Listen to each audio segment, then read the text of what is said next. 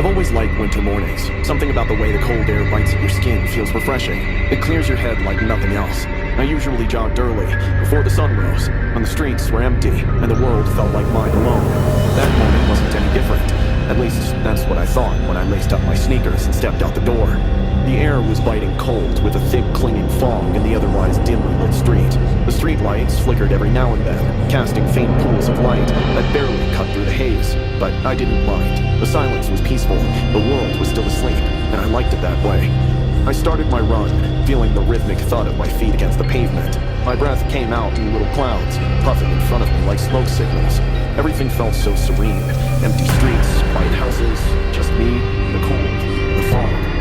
After about 10 minutes, I reached the park. It's usually busy during the day, but now it was deserted, not a soul in sight. I figured I'd do 3 laps around it and head home before the chill really set in. The first lap was fine, but halfway through the second, I started to feel off. It wasn't immediate, just a creeping sense of unease. Like the air had grown heavier, the silence became more oppressive. I found myself glancing over my shoulder, expecting to see someone there, but every time I looked back, it was a fog, thick and impenetrable. By the time I started the third lap, the feeling had only gotten worse. My skin prickled, my heartbeat quickened, and I kept thinking I heard faint footsteps behind me. I'd stopped and turned, scanning the park, but there was no one, just the low groan of trees swaying in the cold wind. Stop hallucinating, Lizzie. I told myself, maybe the fog was playing tricks on me, maybe I was just tired, but deep down, I knew something was wrong. I decided to take a break. I plopped myself on one of the benches by the playground to catch my breath. As soon as I sat down, I heard it, rustling, like someone stepping on dry leaves. My pulse spiked, and I shot up, eyes darting around. Is anyone there?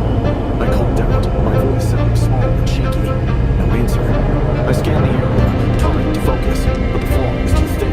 It was like trying to see through a wall of smoke. And then, I heard it, a soft chuckle. The sound cut through the silence, so sharp it made my skin crawl. Who's there? My voice was more desperate now, but still, reply, only to hear a faint laughter, closer this time. And then she stepped out from the fog. A woman, tall and gaunt, her red hair matted and hanging in limp strands around her face.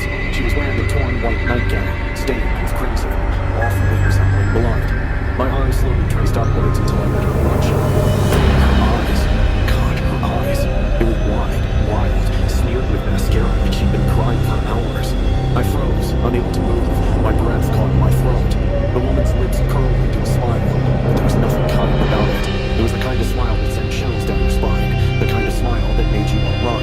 And then I saw her hand. She was clutching something. A finger. A man's severed finger. There was blood dripping from it, staining the snow at her feet, and dangling from the finger was a wedding ring. My stomach turned. I felt bile rise in my throat. I took a step back and stumbled to the ground. The woman let out a hollow laugh. Now he's single. She said, shoving the finger in the air. Her tone was mocking, almost gleeful. He doesn't have to hide his affair from you. Before I could process what she had said, her eyes rolled back into her head, and she collapsed on the ground right beside me. For a moment, I couldn't move, couldn't think. My mind was blank, overwhelmed by a flood of horror.